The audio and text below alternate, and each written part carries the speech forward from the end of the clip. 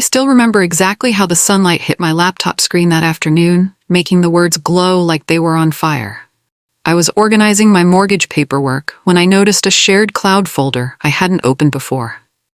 The file was called Final Will, Updated. My fingers hesitated before clicking it. Maybe I shouldn't have looked, but I did. My heart stopped. Right there on my screen was my parents' will. Every single thing they owned, their $8.7 million estate, the lake house where we had summer vacations, all their investment accounts, everything, was going to my younger sister Chloe. Not even a mention of my name. Me, Avery Grant. The daughter who had put her life on hold to help them. My hands shook as I scrolled down. At the bottom was a note that felt like a knife to my chest. Avery has done well for herself. Chloe needs our support more. I read it again and again, hoping the words would change. They didn't. The laptop slipped from my trembling fingers and hit the floor with a thud. The room spun around me. 11 years of helping them with bills, mortgage payments, vacations, medical expenses, all of it meant nothing. They had used me and thrown me away. I don't know how long I sat there on the floor. The sound of the front door opening barely registered. My fiancé Eli's voice called out, "Avery, I'm home." When he found me, I was still staring at nothing, tears streaming down my face. His smile disappeared instantly. "What happened? Are you hurt?" I couldn't speak. I just pointed at the laptop. Eli picked it up, his eyes scanning the screen. His face changed from confusion to shock, then anger. "This can't be right," he said, scrolling through the document. "After everything you've done for them?" That's when I finally broke down completely. Heaving sobs racked my body as Eli held me. When I could breathe again, Eli said something that changed everything. "Let's add it up." "Add what up?" "Everything you've given them. Every dollar." We spent the next 3 hours going through my bank statements, credit card bills, and financial records. The number at the bottom of the spreadsheet made me sick. $427,834.56 over 5 years. I stared at the number until it blurred. "They used me," I whispered. "They used me as their personal bank while planning to give everything to Chloe." Sunday dinner at my parents' house had always been a tradition. This time, I arrived with my laptop and the spreadsheet printed out. My stomach was in knots as I pulled into their circular driveway. Chloe's brand new Lexus SUV was already there, the one I had co-signed for because her credit was temporarily bad. I gripped the steering wheel until my knuckles turned white. Mom opened the door with her usual smile. "Avery, come in. Your father just opened a bottle of that wine you like." The house smelled like pot roast and expensive candles. Everything seemed so normal, so unchanged. Dad was in his favorite chair. Chloe was texting on the couch, barely looking up when I entered. After small talk about weather and work, I opened my laptop. "I found something interesting this week," I said, my voice surprisingly steady. "Your will." The room went silent. I turned the screen around to show them, then placed the spreadsheet on the coffee table. "And this is what I've contributed to this family in the last 5 years. Dad chuckled nervously. Mom shrugged. Chloe actually smirked. "Honey," my mother said, patting my hand, "you're successful. You don't need our help. Chloe does." The drive home was a blur. Eli was waiting up for me, eager to hear what happened. "They didn't even deny it," I said, collapsing onto our couch.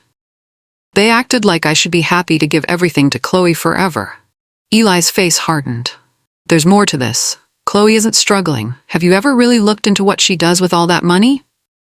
I hadn't. Chloe had always been the baby, the one who needed protecting, the one who made mistakes but deserved second chances, third chances, fourth chances. With Eli's help, I started digging. We pulled credit reports, court records, business filings. The picture that emerged was shocking. Chloe had racked up over $200,000 in personal debt. She'd been sued twice by former business partners.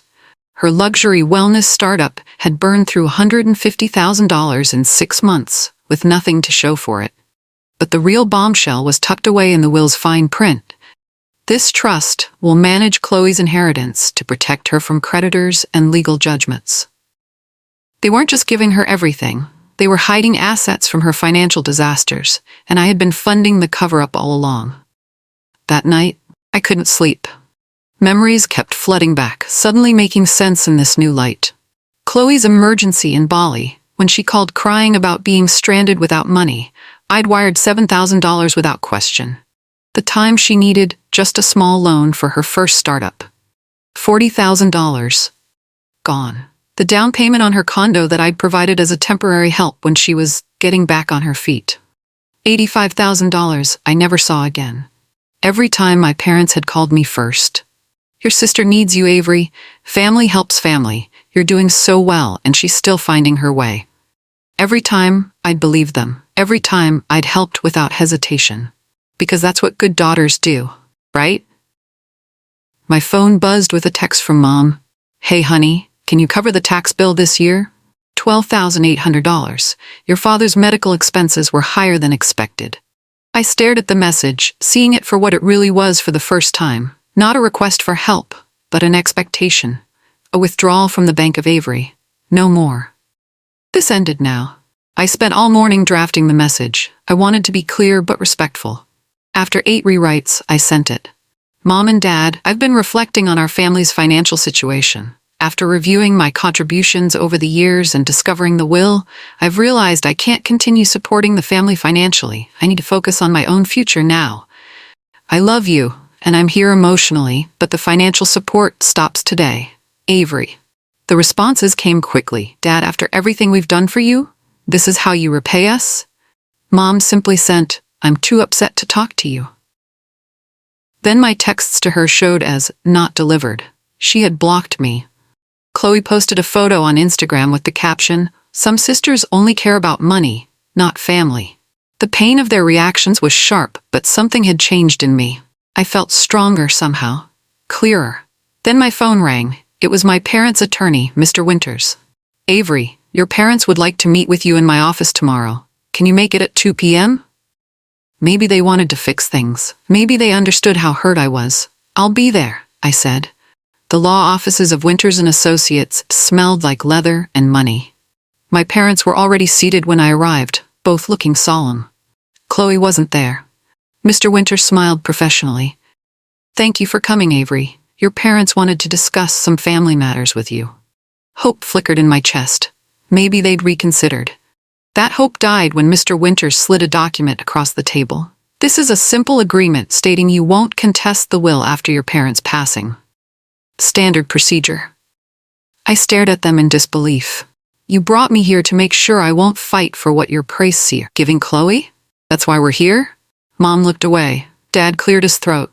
It's for the best, Avery. We need to know there won't be any complications. As I sat there stunned, my eyes drifted to Mr. Winters' desk.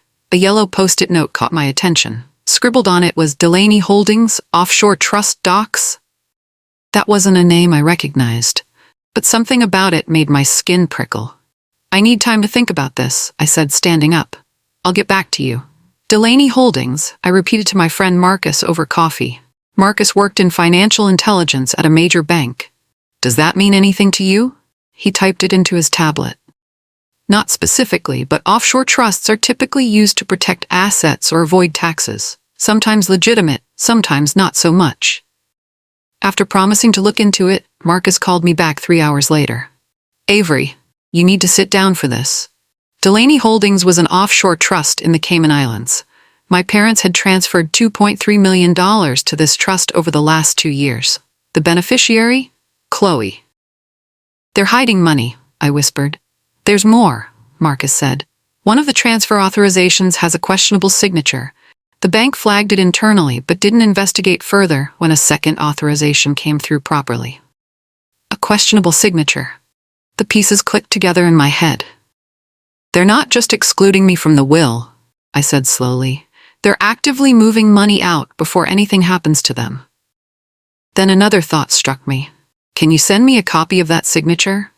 When it arrived, my blood ran cold. It wasn't my father's handwriting. It was Chloe's poor attempt at forging it. I needed proof. Real, solid proof that would stand up to scrutiny. I hired Renata Singh, a forensic document examiner recommended by Eli's law firm. She compared the signature on the Delaney Holdings document with known samples of my father's signature. 3 days later, she delivered her report. The signature in question shows characteristic inconsistencies incompatible with Mr. Grant's known handwriting patterns. In my professional opinion, this signature is forged. But who forged it? I needed to be certain. I dug deeper into the Delaney Holdings paperwork. The document had been notarized by someone named Tyler Jenkins. The name sounded familiar, but I couldn't place it until Eli reminded me. Wasn't that Chloe's boyfriend from a few years ago? The one who went to jail? A quick search confirmed it. Tyler Jenkins, sentenced to 18 months for fraud and identity theft last year. And before his downfall, he had been a notary public. I felt sick. Chloe hadn't just accepted money that should have been shared, she had actively stolen it through forgery. And my parents either didn't know or, worse, were covering for her. I had the evidence now. But what was I going to do with it? I asked Chloe to meet me at a quiet coffee shop. She arrived 20 minutes late, looking annoyed. What's this about, Avery? I'm busy. I slid the forensic report across the table. I know about the forgery, Chloe. I know about Delaney Holdings. Her face flickered between expressions, surprise, fear, then settling on indignation. I don't know what you're talking about. Tyler notarized Dad's fake signature. Your fake version of Dad's signature. She laughed, but it sounded hollow. You're crazy. This is just because you're jealous that Mom and Dad love me more. I kept my voice steady. The transfer was flagged by the bank. There's a record. Her eyes narrowed. If you spread lies about me, I'll sue you for defamation. And guess what? Mom and Dad will pay for my lawyers. I reached into my purse and turned off my phone's recording app. You think Mom and Dad will believe you over me? They never have. For a moment, fear flashed in her eyes. She knew I had her on tape. She grabbed her purse and stood up. You'll regret this, she hissed and stormed out. But for the first time in our relationship, I wasn't the one afraid. I didn't want to destroy my family. I just wanted the truth acknowledged. So instead of going public, I sent the evidence package to my parents privately. The forensic report, the bank flag documentation, and the recording of Chloe's indirect admission. The response was nothing but silence for 2 full days. Then, a short email from my mother. We don't want to choose sides, Avery. Chloe says these documents are misleading. Please stop this crusade before you damage this family beyond repair. I read it 5 times, looking for any sign that they cared about the truth. There was none. The message was clear. Chloe was still the priority. The chosen one. They had already chosen sides. They had chosen her over me for years. Over truth, over fairness, over everything. My hands were steady as I typed a state attorney near me into my search bar. This wasn't about revenge anymore. This was about justice. About finally standing up for myself when no one else would. The first consultation was available tomorrow at 9 a.m. I booked it, then closed my laptop. For the first time in weeks, I slept through the night. Attorney Sandra Chen's office was smaller than Mr. Winter's, but somehow felt more genuine. She listened carefully as I laid out everything. The will, the financial support, the offshore trust, the forgery. When I finished, she tapped her pen against her legal pad. You could contest the will on several grounds, but I need to ask, are you prepared for what that means? What does it mean? War, she said simply. Family war, public accusations, financial investigations. Once you start this, it will be nearly impossible to go back to how things were. I nodded slowly. I understand.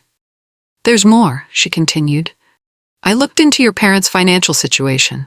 There are some red flags, liens, unusual transactions, tax discrepancies, most of them connected to businesses where Chloe is listed as an owner or partner. She slid a document toward me. But there's something you should know. According to county records, you're still listed as co-owner of your parents' main residence.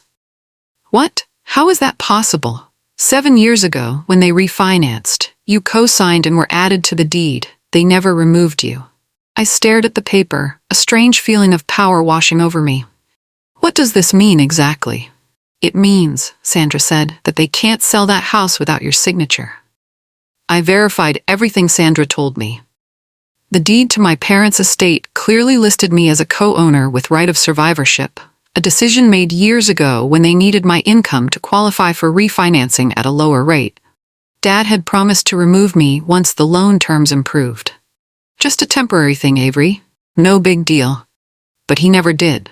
Whether through oversight or because they needed my name for ongoing credit purposes, I was still legally tied to their largest asset. A $3.2 million property with a pristine view of the lake. While I was still processing this discovery, my phone buzzed with a text from our old family friend, Rachel. Avery, did you know your parents are putting the house on the market? Just saw the listing go up this morning. My breath caught. They were trying to sell the house, my house, without even telling me. I pulled up the real estate website, and there it was, 1428 Lakeview Drive, listed for $3.5 million, open house this weekend. My hands trembled as I called Sandra Chen. They're selling the house, my house. What can I do? We file a temporary injunction right now, she said. They legally can't sell without your consent. Do it, I said, a strange calm settling over me. Do it today. The injunction was filed by 3 p.m. By 5 p.m., the real estate listing was marked temporarily unavailable. By 7 p.m., my phone was exploding with angry messages. Dad. What the hell do you think you're doing? Mom, this is low, even for you, Avery. Mr. Winter's action is legally questionable and morally reprehensible. Please call to discuss. I didn't respond to any of them. For once in my life, I was using the power I had instead of giving it away. Chloe, predictably, took it to social media. She posted a TikTok that went semi-viral. My greedy sister is trying to stop my parents from selling their own home because she wants it for herself. Toxic family, greedy sister. The comments were brutal, all taking her side without knowing the truth. I almost replied, then decided against it. Social media wasn't going to solve this. As I was closing my laptop, a message popped up from Jamie, my college roommate. We hadn't spoken in years. Avery, I just saw Chloe's TikTok. There's something you should know about your sister. She tried to blackmail me once. Call me if you want details. My finger hovered over the call button. Did I want to know more? Was there a bottom to Chloe's deception? I pressed call. Jamie's voice was just as I remembered, warm but slightly nervous. I wasn't sure if I should reach out, but when I saw that video, she told me everything. During our junior year, Chloe had visited campus for a weekend. Jamie had gotten drunk at a party and made some poor decisions. Chloe had photos, compromising ones. She told me she needed $5,000 for a business opportunity, or the photos would go to my parents, my boyfriend, and the dean. Jamie had called her parents in tears. They didn't have that kind of money. So Jamie had called my dad instead. Your dad paid it. He said he was handling Chloe's problem and made me promise never to tell you. I was so ashamed, I agreed. I felt like I'd been punched. Did it end there? Yes, but the way your dad handled it, it wasn't like he was surprised. It was like this had happened before. After we hung up, I started searching through my father's old emails. He had given me his password years ago when I was helping him set up his retirement accounts. It took hours of searching, but I found it. Email threads with names I didn't recognize, payments to people with vague subject lines like resolution and final agreement. Money transfers to Chloe followed by cryptic messages. This is the last time, Chloe. No more cleaning up your messes. But it was never the last time. This changes everything, Sandra Chen said, reviewing the emails I'd forwarded. These demonstrate a pattern of your parents covering up potentially criminal behavior by your sister. Mr. Winters, my parents' attorney, had requested a meeting to resolve the house situation amicably. We were scheduled to meet the next day. Let me go with you, Sandra offered, surprising me. Based on these discoveries, I'd be willing to represent you on contingency if you decide to file suit. Why the change? She closed the folder. Because I hate seeing people taken advantage of, and because we'd win. I sat with that for a moment. Victory was within reach. I could force my parents to acknowledge what they'd done. I could make Chloe face consequences for once. But at what cost? Did I want to destroy my family completely? Before I could decide, my phone buzzed with a notification. Chloe had escalated her campaign. A family friend forwarded me a text from her. We're so worried about Avery. She's trying to have mom and dad declared incompetent so she can take control of their money. They're devastated. The lie was so outrageous, so completely fabricated, that something inside me finally snapped. I'll see you tomorrow, I told Sandra. Let's end this. The lies spread fast. Within hours, relatives and family friends were calling, concerned about my attempt to declare my parents incompetent. I denied it every time, but the doubt was already planted. People who had known me my whole life were questioning my character based on Chloe's lies. Eli spent the evening tracking the source. "You need to see this," he said, turning his laptop toward me. He had found an anonymous Reddit account created 3 days ago. The user had posted in legal advice forums, "My sister is trying to have our parents declared incompetent because they're giving me their inheritance instead of her. What can I do?" The writing style, the specific details about an $8.7 million estate, it was clearly Chloe. She was orchestrating a smear campaign to discredit me before I could expose her. "She's getting desperate," Eli said. "Desperate people make mistakes." I stared at the screen, a decision crystallizing in my mind. If she wants to take this public, then so will I. But I'm going to tell the truth. I opened my laptop and created a new document. At the top I typed, "What it means to be the responsible child, my story." For the next 4 hours I wrote everything. Every sacrifice, every manipulation, every betrayal. The complete, unfiltered truth. I published my letter on Medium at noon. By 3 p.m. it had been shared 500 times. By dinner, over 5,000. I had kept the tone factual and emotional without being vindictive. I included screenshots of financial transfers, explained the recent discovery of the will, detailed the forged documents, and described the years of financial support I'd provided while being told I was doing well enough not to need inheritance. I didn't call for people to judge my family. I simply asked them to consider what obligation successful children have to support parents who show favoritism, and at what point it becomes enabling harmful patterns. The response was overwhelming. Comments poured in from people who had experienced similar dynamics in their families. Many shared their own stories of being the responsible child who got taken for granted. By the next morning, a reporter from a financial news site had reached out for an interview. The headline appeared later that day. "Tech executive who paid $427K to support parents gets cut from $8.7 million will in favor of younger sister." The story was no longer just a private family matter. It had become a public conversation about family obligations, fairness, and exploitation. And then my parents called, their voices strained.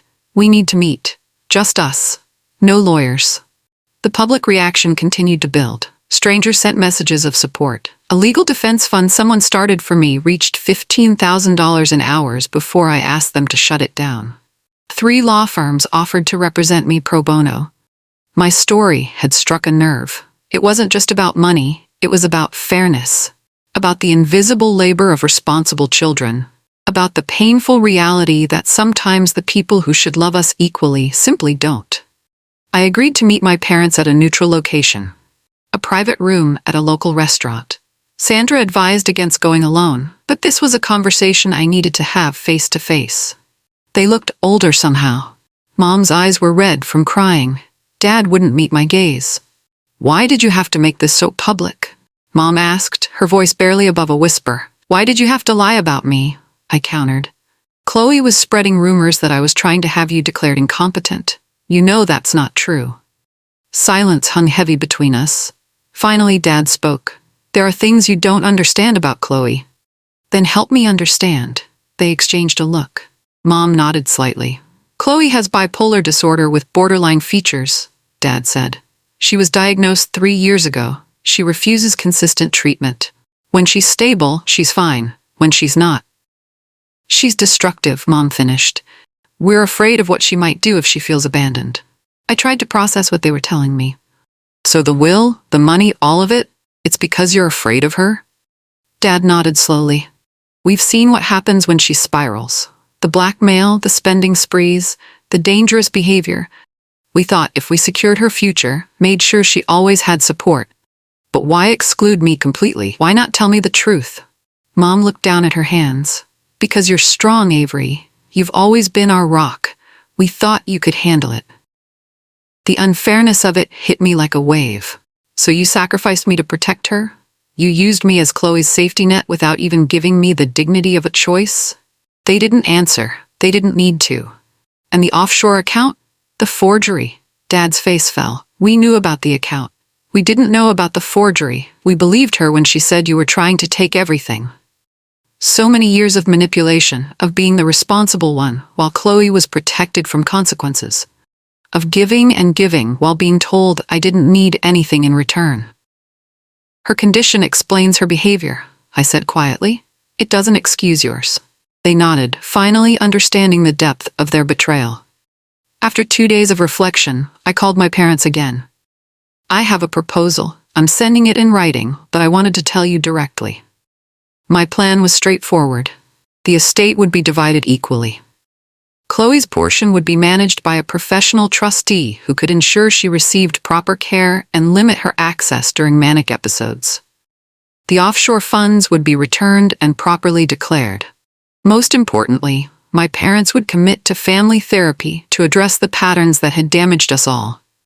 Dad was silent for a long moment. You'd still share with her? Even after everything? She's sick, Dad. I don't want to punish her for that, but I won't enable the behavior either, and neither should you. They agreed to review the proposal with Mr. Winters. For the first time in weeks, I felt hopeful that something positive might come from all this pain. I was making dinner when the doorbell rang. Eli answered it, then called me urgently. There stood Chloe, her eyes wild, her hair disheveled. She pushed past Eli into our living room. "You think you can control my money?" she shouted. "You think you can take what's mine?" She'd somehow learned about my proposal, and she was not taking it well. "It's not about taking anything, Chloe. It's about making sure you're cared for properly." "You're not taking what's mine," she screamed, knocking a vase off the coffee table. I had never seen Chloe this out of control. She paced our living room, alternating between threats and tearful pleas. Mom and Dad arrived 15 minutes later, having received my urgent text. "Chloe, please," Mom said, reaching for her. "Let's talk about this calmly." "Don't touch me," Chloe shrieked. "You're all against me now. You've always loved Avery more. She turns you against me with her lies and you believe her." Dad tried to reason with her. "No one is against you. We want to help." "Help," she laughed hysterically. "By giving half of my inheritance to her? By putting my money in a trust like I'm a child? I know what's happening. I'm not stupid." She pulled out her phone. "You want to see what happens when you betray me? I'll show all of you." She started texting rapidly, her fingers flying over the screen. Dad tried to take the phone, but she jerked away, slapping him hard across the face. The room went silent. In all our family conflicts, it had never become physical before. Dad touched his reddening cheek, his expression shifting from concern to something I'd never seen before. Clear-eyed certainty. "This ends now," he said firmly. "Chloe, you need help, and you're going to get it whether you want it or not." Chloe stared at him in shock, then grabbed her purse and ran out. No one followed. For the next 48 hours, no one heard from her. On the third day of Chloe's disappearance, she was found at a hotel 2 cities over. She had checked in under a false name and spent thousands of dollars on room service and shopping sprees charged to the room. The manager had called the police when she became aggressive with the staff. They took her to the hospital for evaluation. While Chloe was being treated, my parents reached out to discuss the future. We met at their house, the house I still legally co-owned, with both attorneys present. "We want your help restructuring everything," Dad said, his voice humble. "The will, the trusts, all of it. You understand finances better than we do, and you." He paused, emotion overtaking him. "You've always tried to do the right thing, even when we didn't." Together, we crafted a new estate plan. Equal shares for Chloe and me, with robust protections for Chloe's portion. Requirements for her to maintain treatment to access funds beyond basic living expenses. Independent trustees. Everything transparent and above board. Mom signed first, then Dad. "We failed you, Avery," Mom said, tears streaming down her face. "We don't expect forgiveness, but we want to make this right." The new will was notarized on the spot. My name was officially on paper, equal to Chloe's. Not because I demanded it, but because it was right. "There's one more thing," I said. "We all need therapy. Real therapy together to heal this." They nodded without hesitation. Chloe was released from the hospital after a week with a new diagnosis, new medication, and a recommendation for intensive outpatient therapy. My parents broke the news about the new will arrangement to her gently. To everyone's surprise, she took it relatively well. "I just want to get better," she said, looking more subdued than I'd seen her in years. The hospital stay had been a wake-up call, But then she added a condition. I'll do the therapy and take the meds, but I don't want Avery controlling anything about my life. It was a fair boundary. I don't want to control you, Chloe, I told her. I just want us both to be treated fairly. She looked at me for a long moment, really looked at me, maybe for the first time in years. I'm sorry, she said. Not for everything, but for some things. For the social media stuff. And for what I said about you. It wasn't a complete apology, but it was a start. A tiny crack in the wall between us. I accept that, I said. And I'm sorry too, for making this all so public.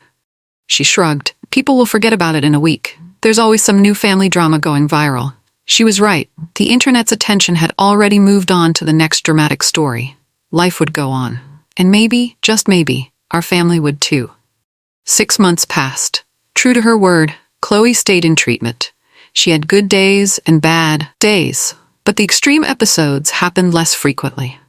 We weren't close, but we were civil. My parents went to therapy, both individually and with each of us. Slowly, painfully, we began the work of rebuilding trust. With my portion of the early inheritance my parents decided to distribute, I bought a small cabin in the mountains, something I'd always dreamed of but had put off while supporting everyone else. It became my sanctuary, a place to remember that taking care of myself wasn't selfish. It was necessary. On a crisp fall morning, the mail arrived with a letter from my mother. Inside was a check. Repayment for one of the many loans I'd given them over the years. But more meaningful was the note. Your strength saved this family from itself. Thank you for refusing to accept less than you deserved. Love, Mom. I sat on my cabin's porch, watching the leaves dance in the breeze. I thought about how far we'd come, and how far we still had to go. About what justice looks like in a family, and how sometimes standing up for yourself is the kindest thing you can do for everyone. I smiled to myself and whispered, sometimes revenge is just finally being respected.